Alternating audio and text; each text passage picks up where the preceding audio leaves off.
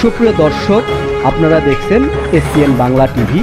দেখুন ও সাবস্ক্রাইব করুন SPN Bangla TV, দেশ ও মানুষের কথা বলে। আপনারা দেখছেন এসপিএন বাংলা টিভি সংবাদ।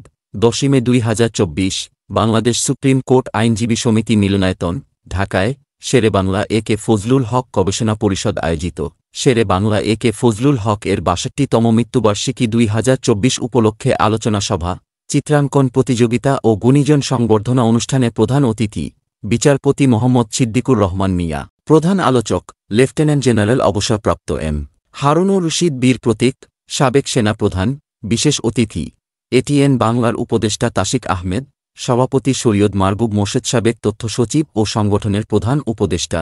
শুভেচ্ছান্তে শেরে বাংলা এ.কে ফজলুল হক গবেষণা পরিষদ এর মহাসচিব আর.কে রিপন, স্বাগত বক্তা সেলিনা আক্তার, চেয়ারম্যান শেরে বাংলা এ.কে ফজলুল হক গবেষণা পরিষদ। অনুষ্ঠান উপস্থাপনা করেন মঞ্জুর হোসেন ঈসা ও নিপা আক্তার।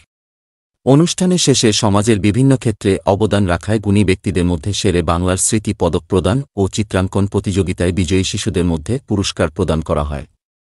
এসপিএন বাংলা টিভি দেখুন, লাইক করুন, শেয়ার করুন, সাবস্ক্রাইব করুন, আমাদের সঙ্গে থাকুন।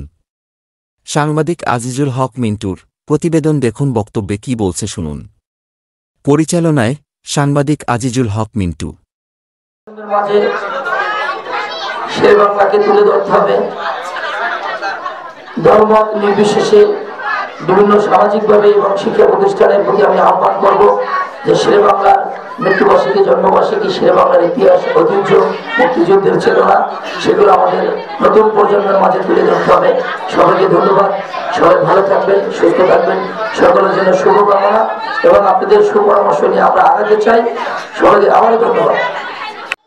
আজকে আমরা যদি তাকিয়ে দেখি, আমাদের দেশ এগিয়ে যাচ্ছে, আমরা এগিয়ে যাচ্ছি, বাংলাদেশ এগিয়ে যাচ্ছে।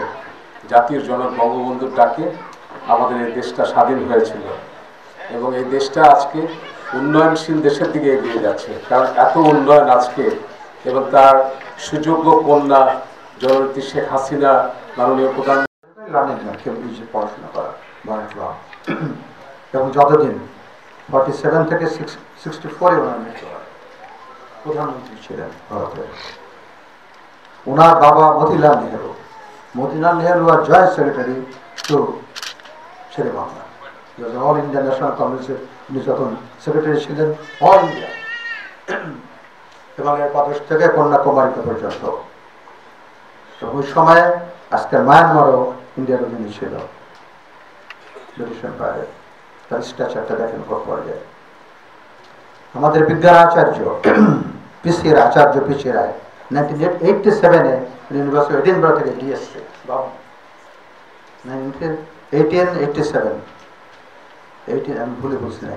1887-এ ওনার ছাত্র শেরে বাংলা। উনি বলছেন মাথাতে পাবন্দ বাঙালি, মাথাতে পাবন্দ মুসলমান। এক কথাই, মানে ইট এপিটোমাইজেস এভরিথিং। আজকে আমরা যে আরেকজন লাইন অফ বেঙ্গল ছিলেন আশুতোষ মুখার্জি, কলকাতা হাইকোর্টের 4 টাইমস জাস্টিস। আর একবার দেওয়া হয়েছিল রাজীব ভাই, কলকাতা বিশ্ববিদ্যালয় 3 টাইমস ভাইস চ্যান্সেলর। খুব ছিল শেরে বাংলা, উনি সিনিয়র ছিলেন। ওনার ছেলে যখন আমাদের 1935-এর অ্যাক্ট অনুযায়ী 1937-এ যখন গভর্নমেন্ট ফর্ম হয়, তখন যেমন হক শ্যামাপ্রসাদের কথা শুনি।